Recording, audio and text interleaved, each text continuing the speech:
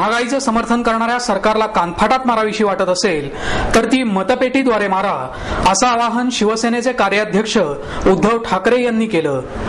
शिवसेनेच्या वतीने स्थानिक स्वराज्य संस्थांच्या आगामी निवडणुकांच्या निमित्ताने आयोजित केलेल्या पश्चिम महाराष्ट्रातल्या पदाधिकाऱ्यांच्या मेळाव्यात ते बोलत होते. यावेळी गजानन कीर्तीकर, खासदार शिवाजीराव आढळराव पाटील, गजानन बाबर, संपर्क प्रमुख डॉक्टर आमदार नीलम गोरे यांच्यासह अनेक पदाधिकारी आणि लोकप्रतिनिधी यावेळी उपस्थित होते. संपूर्ण देशच एका परदेशी व्यक्तीच्या तालावर नाचत असताना परदेशी रिटेल मॉलना परवानगी देण्याच्या निर्णयावर काय बोलणार, असा सवाल करून ठाकरे यावेळी बोलताना म्हणाले की पंतप्रधान हे केवळ मेणाचा पुतळा असल्यासारखे आहेत आणि आता बेताल बोलणाऱ्या राहुल गांधी यांचा भावी पंतप्रधान म्हणून उदो सुरू आहे. सध्या वातावरणात जसे मळप दाटून आले आहे त्याचप्रमाणे देशाच्या राजकारणावर आणि एकूण परिस्थितीवरच मळप आलं आहे, अशी टीकाही त्यांनी केली. सोयीचं राजकारण करून अंगलट आल्यावर निर्लज्जपणे पुढे जायचं, अशी सरकारची निर्घृण रीत आहे. न्याय्य हक्कासाठी रस्त्यावर उतरलेल्या शेतकरी वारकऱ्यांवर गोळ्या झाडल्या जातात. महागाईच्या निषेधार्थ राष्ट्रवादी कार्यकर्ते रस्त्यावर उतरतात. केंद्रीय मंत्री प्रफुल्ल पटेल महागाईबाबत नाराजी व्यक्त करतात आणि शरद पवार महागाईचे समर्थन करतात. हा दुटप्पीपणा असल्याची टीकाही त्यांनी केली. या रिटेल शॉप्समध्ये आता परदेशी गुंतवणूकदार आहेत, त्याच्यावरती काय प्रतिक्रिया द्यायची? अहो, जिथे आपलं संपूर्ण हिंदुस्थानच एका परदेशी व्यक्तीच्या तालावरती नाचतोय,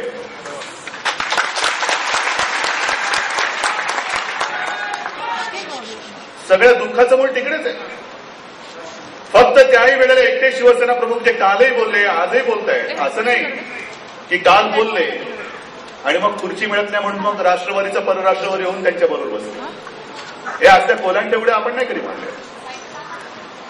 पण जर का आज हा सगळा आगडोम हलकल्लोळ उठत असेल की परदेशी गुंतवणूकदार आता येत आहेत, आमचं कसं होणार,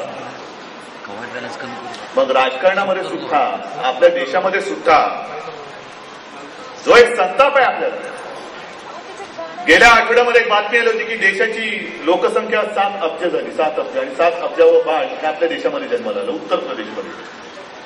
मग एवढी ही सगळी लोकसंख्या असताना आपल्याला देश चालवायला सुद्धा परदेशातून व्यक्ती आयात करावी लागते. हाच मुळामध्ये आपला फरक होतो, हाच फरक होतो. आणि मग हे बाकी सगळे ठीक आहे, महात्मा फुलेंची जयंती आली, पुण्यतिथी आली, सेनापती बापट, ही सगळी मोठी मोठी माणसं होऊन गेली. आता सुद्धा मला हा आसूड हातामध्ये दिलाय. महात्मा फुलेंनी तो शेतकऱ्यांचा आसूड ते लिहिलं, पण त्यांचे विचार नुसतं जयंत्या पुण्यतिथी आल्यानंतर त्यांचे फोटो काढायचे, धूळ पुसायची, ठेवायचे, हात दुरे घालायचे. शिवसेना हिंदुत्वाचा पुरस्कार करीत असल्याने आम्हाला जातीयवादी ठरवलं जातं, मात्र खरं जातपातीचं राजकारण काँग्रेस आणि राष्ट्रवादीच करत असल्याचा आरोप करून ठाकरे म्हणाले की आतापर्यंत भीमशक्ती त्यांच्याबरोबर होती, ती आता आपल्याबरोबर असल्याने त्यांनी मुस्लिमांना गोंजारणे सुरू केले आहे. मात्र देशातून जातीपाती नष्ट करायच्या असतील तर मुस्लिमांना धर्माच्या नावावर सवलती देण्यात येणार नाहीत, असंही त्यांनी सुनावलं. शेतकऱ्यांचा कैवार घेण्याचा आव आणणाऱ्या पवारांना शेतकऱ्यांच्या प्रश्नांसाठी वेळ नाही. लवासा आणि किंगफिशरची बाजू मात्र प्राधान्याने मांडण्यात ते चुकत नाहीत, अशी टीकाही त्यांनी केली. काँग्रेस आणि राष्ट्रवादी निवडणुकीच्या वेळी एकत्र येतात आणि सत्ता मिळाल्यावर 5 वर्ष भांडत बसतात. आम्ही मात्र 5 वर्ष एकत्र राहतो आणि ऐन निवडणुकीच्या तोंडावर भांडतो, त्यामुळे त्यांचा फायदा होतो आणि त्यांना सत्ता मिळते. यावेळी असं होऊ देऊ नका, असंही ठाकरे यांनी सांगितलं. प्रत्येक निवडणुकीत शिवसैनिकांनी पक्षाच्या चिन्हावरच लढलं पाहिजे, असंही ते म्हणाले. मग मी बघतोय सगळं काही बदलतंय, माणसं बदलताय, मोसम बदलतोय, सीझन बदलतोय. फक्त बदलत नाही ते सरकार आणि तुमचं नशीब, बाकी सगळं बदलतंय. बाकी हे आहे ते तसंच आहे. कोण बदलणार सरकार? आज तुम्ही सगळे पश्चिम महाराष्ट्रातून आलात, उद्धव ठाकरे आगे बढो, बढ़तो आगे, कुठे जाऊ आगे? हम तुम्हारे साथ है, साथ देणार आहात? आणि जर साथ देणार असाल तर निवडणुका आल्यानंतर जो आदेश शिवसेना म्हणून जो दिला जाईल तो तसा ते तसा पाळलाच पाहिजे. तर आणि तरच शिवसैनिकांनी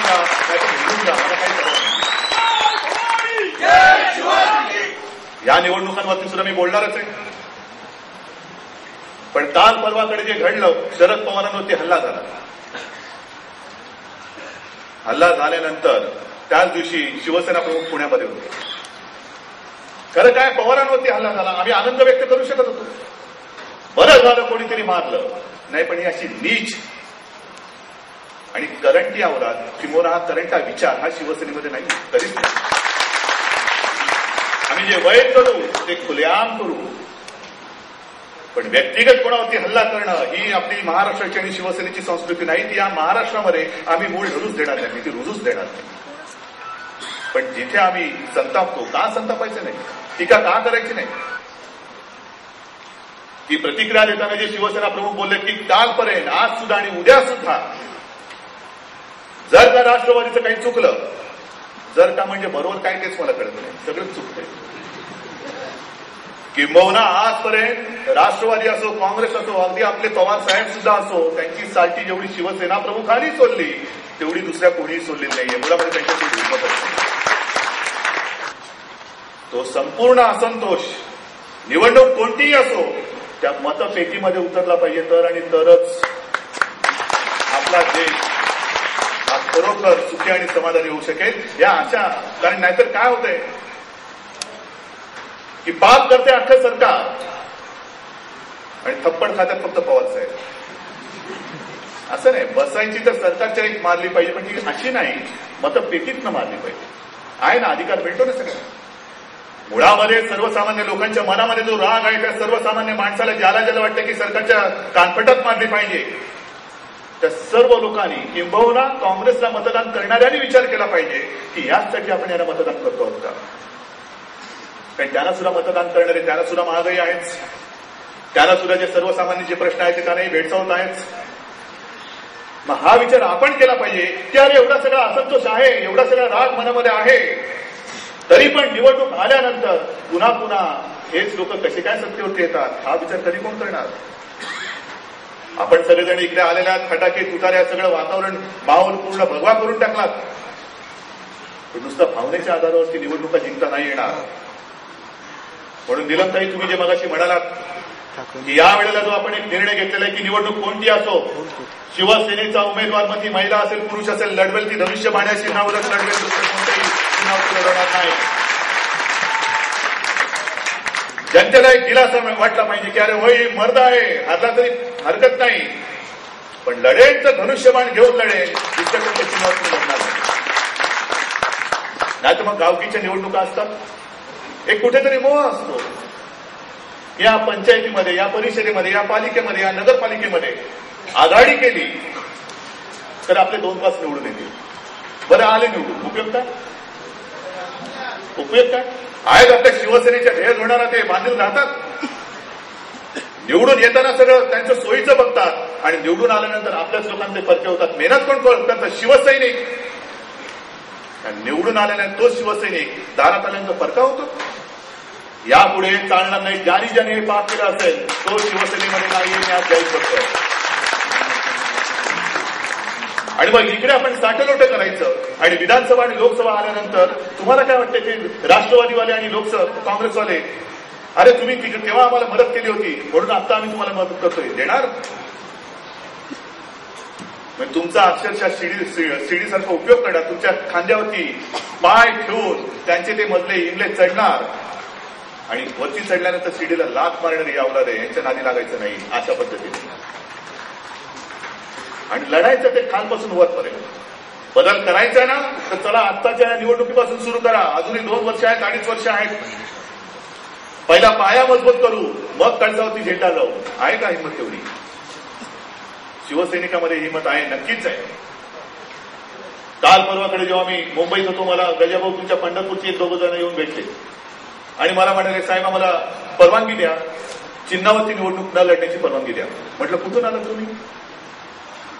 नाही आम्ही पंढरपूरमधून आलो. म्हटलं काय? नाही चिन्हावरती उभं नाही राहायचं, आम्हाला आघाडी करायची. म्हटलं अरे तुला लाज वाटली पाहिजे, पंढरपूरमधून आला तो विठोबा 28 युग विटेवरती उभा आहे आणि तो चिन्हावरती उभा नाही राहत.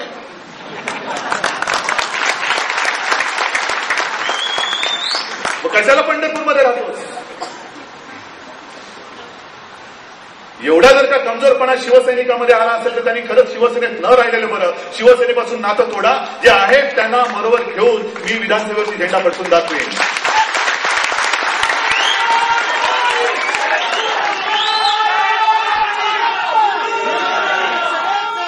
कारण 100 शेळ्या घेऊन हातात बसण्यापेक्षा मला एक जरी वाघ असला तरी चालेल, एक वाघ मला पुढे आहे. लाट्या काट्या गोळ्या खायला तुम्ही एकत्र येता, तुरुंगात सुद्धा एकत्र जाता, कोर्टामध्ये सुद्धा केस चालू असल्यानंतर एकत्र जाता ना. आणि मग ही जी काही एकजूट आहे, ही एकजूट बरोबर काँग्रेसवाले राष्ट्रवादीवाले निवडणुकीच्या तोंडावरती फोडतात. काँग्रेस काय, राष्ट्रवादी काय आणि शिवसैनिक, मी मुद्दामून त्यांच्यातला आणि आपल्यातला फरक सांगतोय. काँग्रेस राष्ट्रवादीचा कार्यकर्ता एका बाजूला आणि शिवसेनेचा कार्यकर्ता एका बाजूला, नेते एका बाजूला. आणि फरक आहे तो हाच आहे की काँग्रेस असो राष्ट्रवादीवर, राष्ट्रवादीमध्ये भांडण नाहीये, काँग्रेसमध्ये भांडण नाहीये, काँग्रेस आणि राष्ट्रवादीमध्ये भांडण नाहीये. भांड एवढे भांडताय की 5 वर्ष भांडता त्यांना कारभार करायला वेळच मिळत नाहीये. पण 5 वर्ष भांडतात आणि निवडणूक आल्यानंतर एकत्र येतात ना, त्यावेळेला सगळी भांडणं बाजूला ठेवतात, पहिल्यांदा आपल्याला हरवतात आणि पुन्हा भांडायला सुरुवात. हाच फरक आहे. ते 5 वर्ष भांडतात, तुम्ही 5 वर्ष एकत्र राहतात, ते निवडणुकीत एकत्र येतात आणि काही ठिकाणी आपण नेमकं निवडणुकीमध्येच भांडतो. या हिंदुस्थानामध्ये हिंदूंनी काय केलं, काय पाप केले? आज कांदा बेकार झालेला आहे, शेतकरी टाव पडून ओरडून सांगतोय, आक्रोश करतोय, तो शेतकरी काय हिंदू म्हणून तुम्ही त्याला सोडून देणार?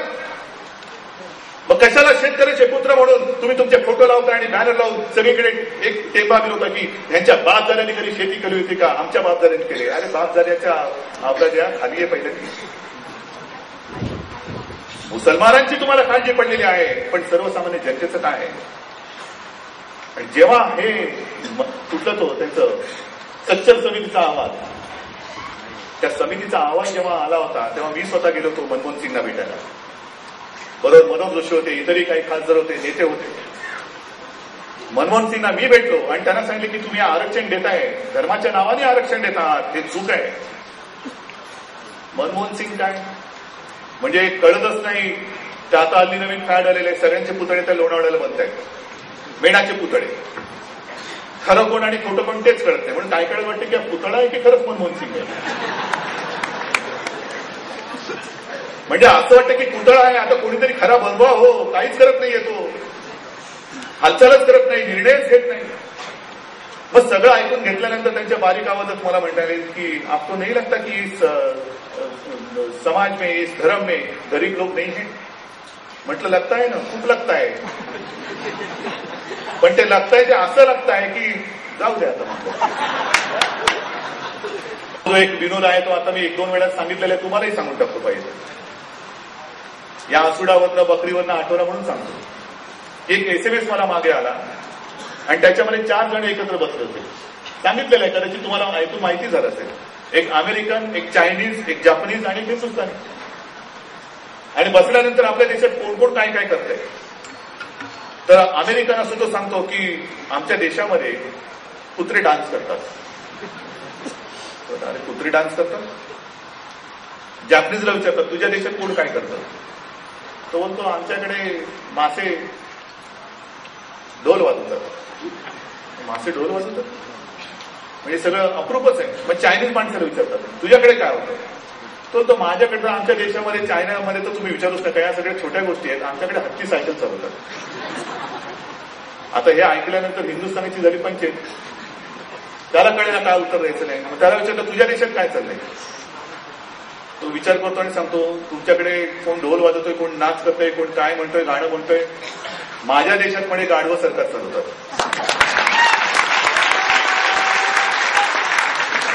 आणि म्हणून आपलं काम हे फार मोठं आहे.